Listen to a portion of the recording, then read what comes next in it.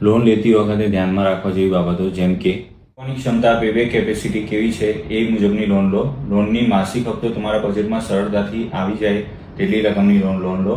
તમારી આવક અને જાવકનું યોગ્ય બેલેન્સ શીટ તમારી પાસે હોવું જોઈએ. તમારો સિબિલ સ્કોર ચેક કરો અને બેંકની સાથે સરખામણી કરો.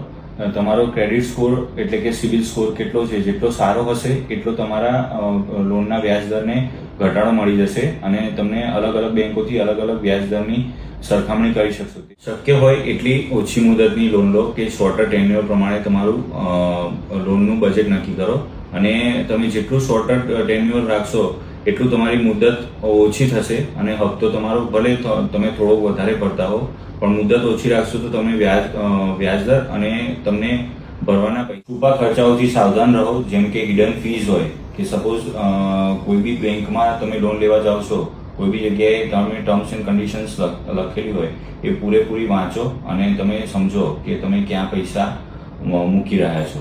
અને prepayment penalty charges, processing fee, late payment, loan વહેલી પૂરી કરવા માટેનો ચાર્જીસ ને બધી જેવી રીતની બાબતો એક વખત બેન્કર જોડે કે એના જોડે સ્પષ્ટતા કરી. સાચી સલાહ અને યોગ્ય માર્ગદર્શન લીધેલો હોય તો તમારા નિર્ણય લેવા માટે હંમેશા ફાયદાકારક રહે છે.